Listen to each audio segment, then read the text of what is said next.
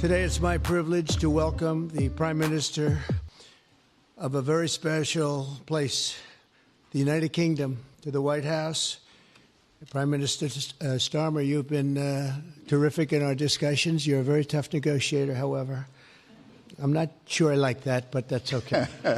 Very, very special person. The Prime Minister and I have gotten off to an outstanding start. The U.S. and U.K. have a special relationship, very special, really like no other, passed down through the centuries, and we're going to keep it that way. We're going to keep it very strong as it is.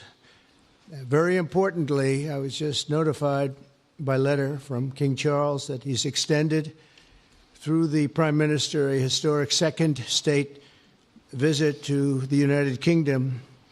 And that's a great honor because it's never happened before. One person has never been extended that honor, and I really do call it an honor, but it's not for me, it's for our country. It's respect for our country. So I just want to thank you, and I want to thank King Charles. Thank you very much, and we accept. I don't know if the media is going to follow us. I have a feeling they might. Okay, thank you very much. Appreciate it. I'm pleased to say that the bust of one of the Prime Minister's greatest predecessors, Winston Churchill, is now back in the rightful place in the Oval Office, and we're very proud of it. Our meeting today and the various breakout sessions we had were tremendously productive. Most importantly, I provided the Prime Minister with an update on our efforts to end the bloody and horrible war in Ukraine with Russia, which would never have happened if I were president. That was not going to happen. I promise you that. After 3 years of hellacious conflict, approximately 1 million Ukrainians and Russians have been senselessly killed, but the number, I believe, is much higher than that. Countless schools, hospitals, towns, and beautiful ancient churches have been absolutely obliterated. To begin the process of ending this spiral of death, I had historic back-to-back calls with President Putin. Today it's my privilege. Very successful calls, I might add, and President Zelensky and my team also spoke with the Secretary General of NATO on numerous occasions, and we're working very hard to get that war brought to an end. I think we've made a lot of progress, and I think it's moving along pretty rapidly. And I want to thank all of the people that are here that have been working on it. And we'll let you know what happens. It'll either be fairly soon or it won't be at all. In addition, this week I met with President Macron of France, as you know, and held talks with members of the G7. Tomorrow, the progress toward peace will continue when President Zelensky visits the White House. He'll be here tomorrow in the early part of the day, and we'll be signing a historic agreement that will make the United States a major partner in developing Ukraine's minerals and rare earths and oil and gases, and we have a great understanding. I think it's going to be great for Ukraine. We're going to be at the site, and we'll be digging. We'll be digging. Dig we must. A big utility in New York contacted us, and they used to have a sign, dig we must, and we will be digging. But much of the European aid to Ukraine has been sent in the form of loans for which they expect to be paid back, and we didn't have that honor under the Biden administration. He sent money, or just sent it, money after money after money, and never had any knowledge of ever seeing it back. Maybe $300 to $350 billion, but under the breakthrough agreement, very unusual, which everyone said was difficult to get, but it's really very good for Ukraine and very good for us. The American taxpayers will now effectively be reimbursed for the money and hundreds of billions of dollars poured into helping Ukraine defend itself, which by and of itself is a very worthy thing to do. We've paid far more than any other country, and with most of our support, it's been paid in military, the finest weapons anywhere in the world.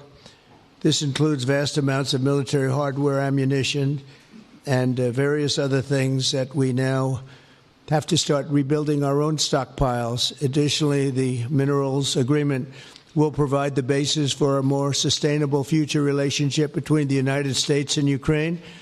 and thus stimulate the long-term prosperity that will help the Ukrainians rebuild their country. It's been demolished, and the ruined infrastructure. The infrastructure, as you know, is in very bad shape. In just over 1 month, our administration has already achieved more progress toward peace than years in the other administration, where they did nothing toward peace. They didn't understand what was happening. Our approach is basically common sense. As I said, so many of the things that we do are based on common sense. If you want peace, you have to talk, both sides. As I discussed with Prime Minister Starmer, the next step we're making is toward a very achievable ceasefire. We hope that that can happen quickly, because thousands of young people, in this case, we're not talking about Americans, we're talking about Ukrainians and Russians are being killed every week, thousands. And it's a rough battlefield. It's a flat piece of land, and the bullet only stops when it hits somebody. And this week, I saw the reports, and it's I don't even want to say what they are, but thousands of people, young, vibrant people died. And we want to stop that. Senseless. Should have never happened. This will lay the groundwork for a long-term peace agreement that will return stability to Eastern Europe, and hopefully ensure that such a terrible war will never happen on European soil, or for that matter anywhere again. It's a horrible thing that's going on. The disaster in Ukraine shows exactly why it's so important for the United Kingdom and other NATO partners to make large investments in their defense capabilities. In many cases, 4% or 5% of GDP would be appropriate. I know that they're raising it. I just read an article, a great article, about the work you're doing in the UK as to the military. You're raising it quite a bit, which is a great thing to do for your country. It's a great thing to do.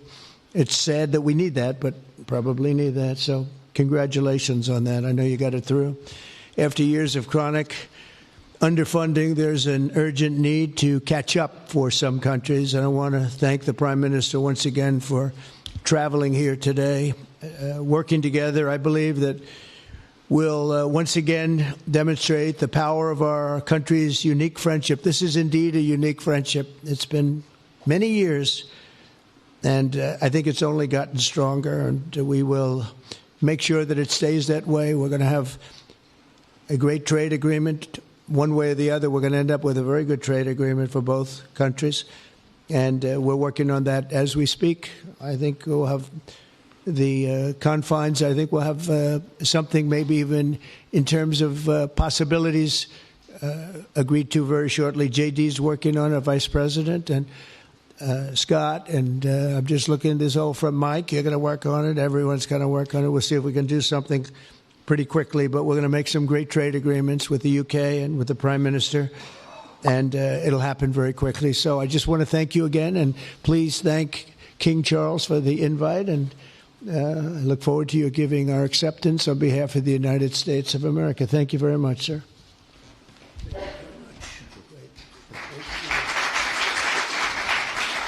Thank you. Well, thank you very much, Mr. President. Thank you for your hospitality. Thank you for your leadership. This has been a very good and very productive visit. And with your family roots in Scotland and your close bond with His Majesty the King, it's good to know that the United Kingdom has a true friend in the Oval Office. And it was so good to see the bust of Winston Churchill back in its rightful place just a moment ago. But look, in a moment of real danger around the world, this relationship matters more than ever. We remain each other's first partner in defence, ready to come to the other's aid, to counter threats wherever and whenever they may arise. No two militaries are more intertwined than ours. No two countries have done more together to keep people safe. And in a few weeks, we mark VE Day, the 80th anniversary of victory in Europe. Britain and America fought side by side to make that happen. One of the greatest moments in our history. We stand side by side still today, and we're focused now on bringing an enduring end to the barbaric war in Ukraine. Mr. President, I welcome your deep and personal commitment to bring peace and to stop the killing. You've created a moment of tremendous opportunity to reach a historic peace deal, a deal that I think would be celebrated in Ukraine and around the world. That is the prize. But we have to get it right. There's a famous slogan in the United Kingdom from after the Second World War. That is that we have to win the peace. And that's what we must do now. Because it can't be peace that rewards the aggressor or that gives encouragement to regimes like Iran. We agree history must be on the side of the peacemaker, not the invader. So the stakes, they couldn't be higher. And we're determined to work together to deliver a good deal. We've discussed a plan today to reach a peace that is tough and fair, that Ukraine will help shape, that's backed by strength, to stop Putin coming back for more. I'm working closely with other European leaders on this, and I'm clear that the UK is ready to put boots on the ground and planes in the air to support a deal, working together with our allies, because that is the only way that peace will last. Mr. President, in this new era, you're also right that Europe must step up. And let me tell you now, I see the growing threats we face, and so the UK is all in. This year we'll be giving more military aid to Ukraine than ever, and just this week I've set out how we're shouldering more of the security burden. We're already one of the biggest spenders in NATO, and now we're going much further, delivering Britain's biggest sustained increase in defence spending since the Cold War. This isn't just talk, it's action, rebalancing the transatlantic alliance, making us all stronger, and standing up for our shared values and shared security, as Britain always has. And Mr. President, it's no secret we're from different political traditions, but there's a lot that we have in common. We believe it's not taking part that counts. What counts is winning. If you don't win, you don't deliver. And we're determined to deliver for the working people of Britain and America, who want and deserve to see their lives improve. So we're both in a hurry to get things done, and that's what the UK and US do when we work together. We win and we get things done. So we'll do what it takes to keep our people safe. We'll also work together to deliver some big economic wins that can benefit us both.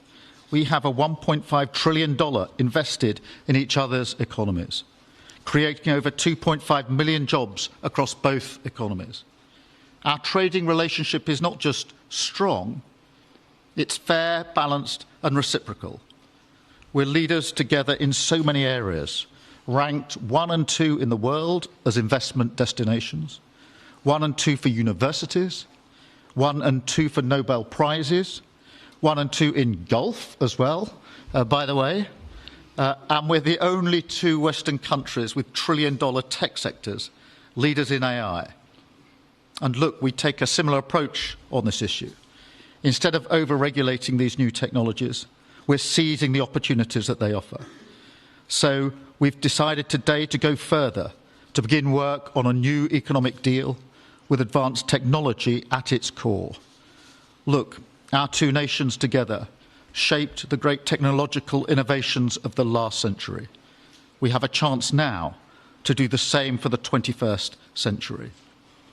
I mean, artificial intelligence could cure cancer. That could be a moonshot for our age. And that's how we'll keep delivering for our people. There are so many opportunities. Keep our nation strong and fulfill the promise of greatness that has always defined this relationship. Finally, to underline the importance of this bond. It was my privilege and honour to bring a letter with me today from His Majesty the King, not only sending his best wishes, but also inviting the President and the First Lady to make a state visit to the United Kingdom an unprecedented second state visit. This has never happened before. It's so incredible, it will be historic. And I'm delighted that I can go back to His Majesty the King and tell him that President Trump has accepted the invitation. So thank you. Our teams will now work together to set a date, and we look forward to welcome you in the United Kingdom. Thank you once again. Thank you very much. What a beautiful accent. I would have been president 20 years ago if I had that accent. Thank you very much. Okay, let's see here. Go ahead, please. Thank you, Mr. President. Earlier today, you told me that you believe that foreign countries pay tariffs, but Americans who are concerned about higher prices believe, as most people do, that they're paid by consumers and importers when they import things into this country. Can you explain how you came to this belief that foreign governments are paying tariffs? And for the Prime Minister, did you discuss with President Trump his repeated statements of desire to annex Canada?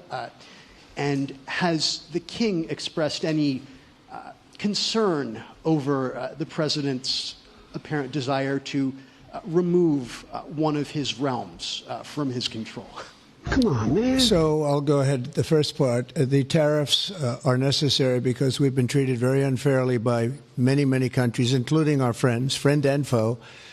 But we've been treated very unfairly in trade at levels that nobody's really ever seen before, and especially under the Biden administration, they really took advantage of the United States.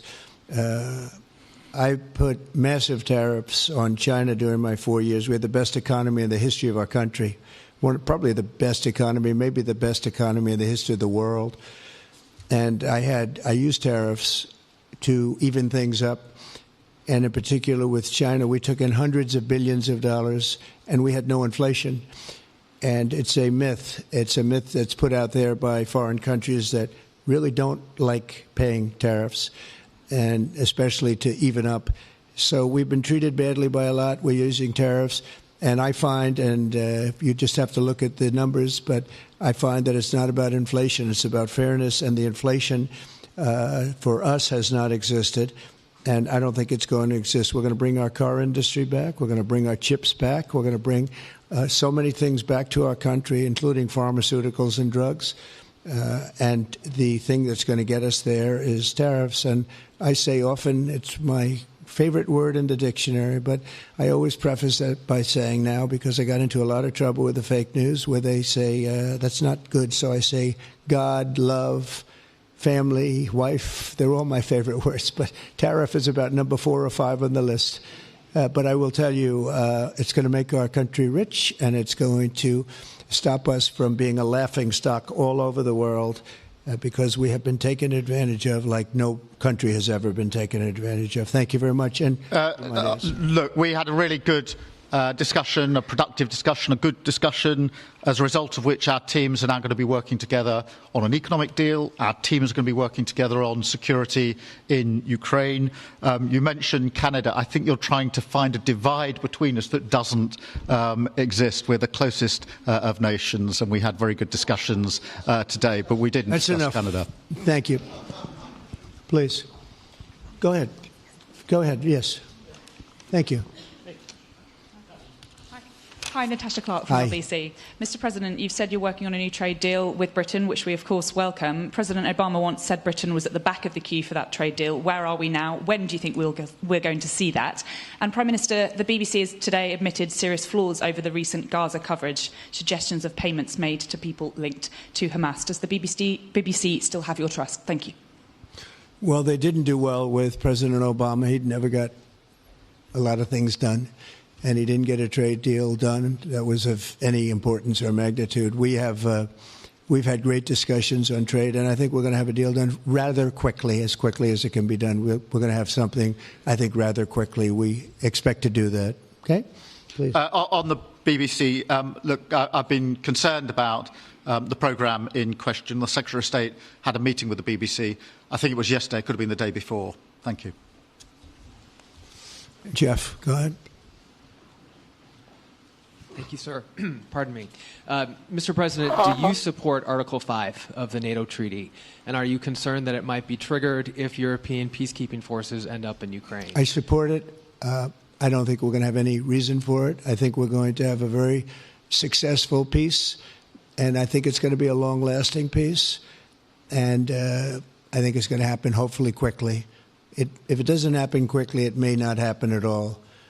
And we want it for two reasons. Number one, I want to see on a humane basis, I want to see soldiers stop getting shot, because largely it's soldiers now. Towns have been obliterated, but it's largely that. And I don't want to pay billions and billions and billions of dollars, nor does the Prime Minister or anybody else, on a senseless war that should have never happened. And we're going to get it taken care of. But I think it's going to be a peace that's going to be long-lasting. Do you have a question for the Prime Minister?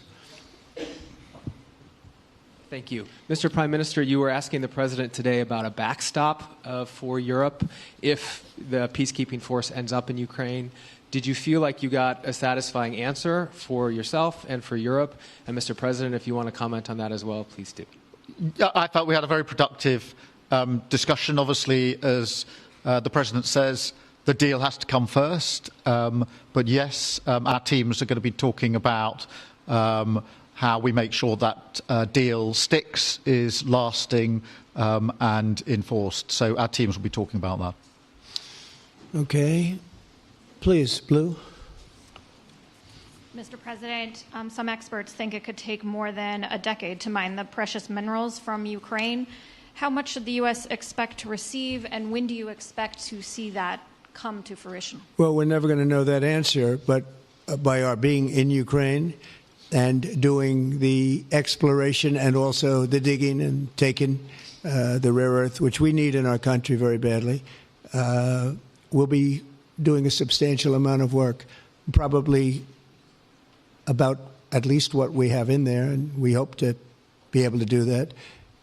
You never know when it comes to that. You know, you dig and maybe things aren't there like you think they're there, but we'll be spending a lot of time there. It'll be great for Ukraine. It's like a huge economic development project, so it'll be good for both countries. Okay?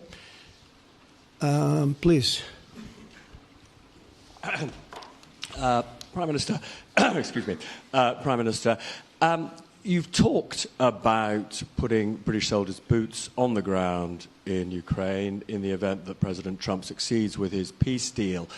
But can you do that without a firm assurance that America will have our back in the form of some kind of security guarantee were Putin to breach that agreement? And, Mr. President, tomorrow you're seeing President Zelensky to sign this deal on minerals and energy that could be hugely important to the United States.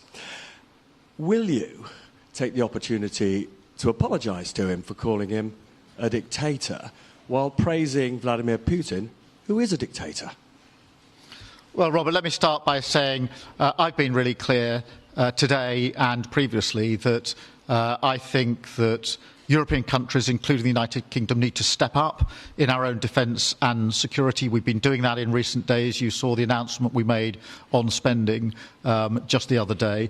In addition to that, I've made it clear that the United Kingdom will play its full part in ensuring that if there's a deal, and we hope there is a deal in Ukraine, that is a lasting deal that sticks. And we're obviously working with other European countries on that, France and NATO in particular. But I think I'm hosting 18 countries on Sunday to further our discussions. You heard from the President this morning that, you know, as historically has always been the case, we have each other's backs. And today we've been talking about the deal, how that will be a lasting deal, and coming out of this, our teams will now be talking in detail about that. And I think we're going to have a very good meeting tomorrow, 11 o'clock, and I think we're going to have a very good meeting tomorrow morning. We're going to get along really well, okay? We have a lot of respect. I have a lot of respect for them. We've given them a lot of equipment and a lot of money, but they have fought very bravely, no matter how you figure it. They have really fought. Somebody has to use that equipment, and they have been very brave in that sense. Yeah, please, go ahead. ceasefire deal is nearing an end this Saturday, and there's been some worry that phase 2 might never get there. Do you believe that phase 2 of the ceasefire in Gaza will come to fruition? And have you spoken to Netanyahu about it? And for the Prime Minister, this peacekeeping deal has been pushed forward by the UK and France as well. Have you been in discussions with any other European countries to join this initiative? And are you expecting Commonwealth countries to also join the effort? Thank you. So we're working very hard in the Middle East and Gaza and all of the problems, and it's been going on for years and years and centuries and centuries. It's a tough neighborhood, but it could be a very beautiful neighborhood, and I think we're going to come up with some pretty good solutions. But phase 1 is almost complete. We've had some people that have been very seriously injured, very seriously hurt, both physically and mentally. They've come out of there very, very, and some of them in very, very bad shape. It's shocking. Many young people aren't in bad shape. Young people are strong, healthy. They don't die. People have come out dead, young people and old people. It's a rough situation, but I think we're going to make it much better. And I think that we've had a huge impact on that since we've been in just the 4 weeks. I think we've had a huge impact on Gaza, the Middle East, and we have some pretty good talks going on concerning lots of other people that are going to make it better. So we'll see what happens. Nobody really knows, but we'll see what happens. But I think we've had a very positive impact.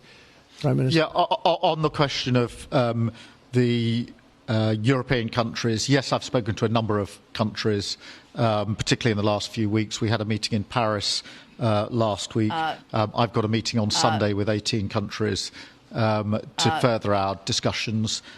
Obviously, we've been talking quite intensely to our I can't keep up with him.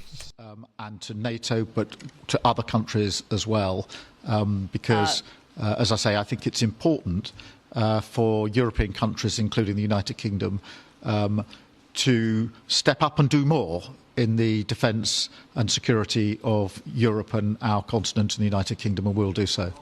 Well, we're talking to a number of other countries. Thank you. Yes, in the red, please. Pink red. Flaming red. Ooh, they're all doing the Hitler salute. Look at them. A question on Ukraine. Number one is, if you're not considering the security guarantees, are you open to other forms of, for example, intelligence cooperation with Ukraine? And Mr. Prime Minister, President Trump has proposed a plan for Gaza. Does this fit into the two-state solution that the UK held for a long time?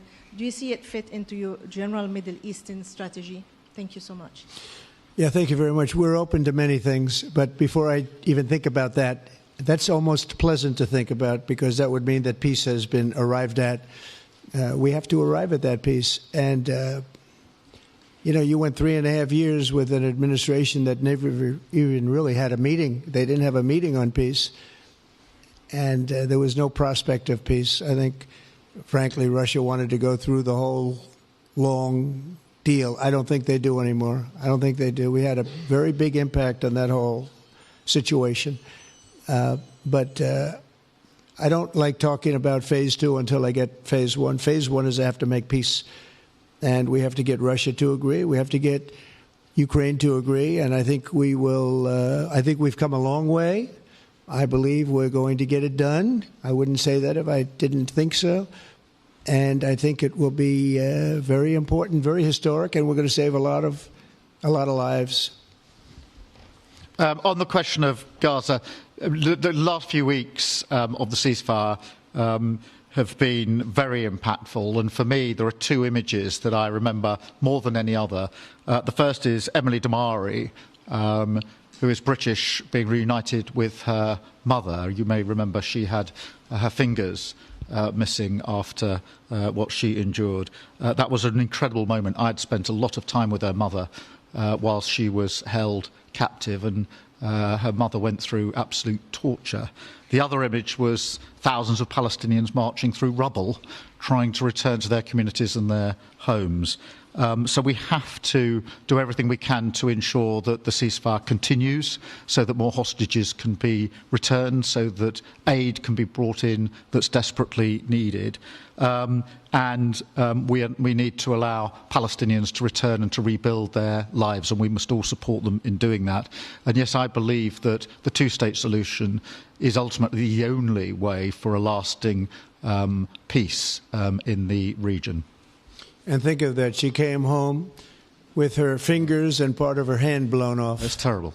How bad does it get? And we had others that came home in much worse shape than that. Yeah. It's a terrible situation. Please, yes. Thank you. Mr. President, did our Prime Minister persuade you not to put tariffs on the UK? And if I may, Prime Minister, do you think that Vladimir Putin is a man who will keep his word? Thanks. He tried. He was working hard, I'll tell you that. He earned whatever the hell they pay him over there. But he tried. I think there's a very good chance that in the case of these two great friendly countries, I think we could very well end up with a real trade deal where the tariffs wouldn't be necessary. We'll see. But he earned whatever they pay him. He earned today. He was working hard at lunch, and I'm very receptive to it. I think in all fairness, in all seriousness, I think we have a very good chance at arriving at a very good deal. JD and Scott and Howard, all the people are working on it, and I think we have a good chance at arriving at a deal that could be terrific, really terrific for both countries. Okay? Thank you. On the second part of the question, I think my views on Putin are pretty well rehearsed and pretty well known. My concern is that if there's a deal, and I hope there is a deal, that it must be a lasting deal, that it's not a temporary measure. And that is why I think it's really important that Putin knows that this deal, a historic deal, which I very much hope comes about, is there, and it's a lasting deal. And that we're able to deal with any inclination he has to go again or go further. I think we'll have two deals. I think we'll have a deal on ending the war, and I think we're going to end up with a great trade deal with you. And it's an honor to be with you, and I want to thank everybody very much. Thank you very much. Thank you. Thank you very much. Thank you.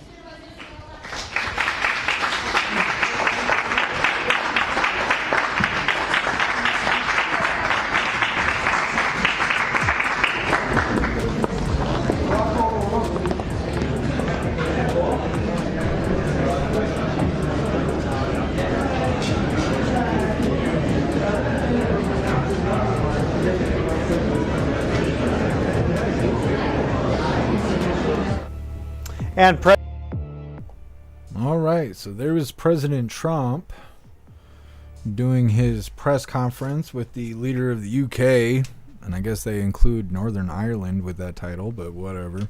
Either way, I've been sitting here waiting all damn day for President Trump to go live, so I need to put the schedule together for Coffee with Hooligans, and we will be live again with all the news. I'm hearing that the Epstein files are supposed to come out today, but then I also hear that it's like partial or something like that.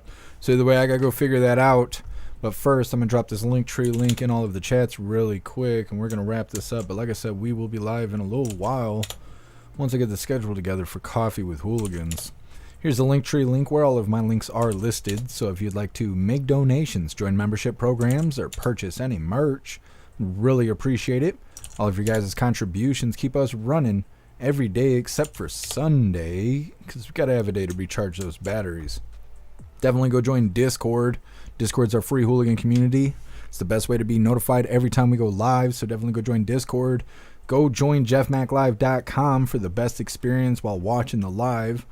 Our live chat has more ability than any other platform. Plus, we got free speech over there. So if you're hungry for free speech, definitely go get you a membership for jeffmaclive.com. I will see you guys in about an hour or so. I got to get the schedule together, and I'll see you for Coffee with Hooligans.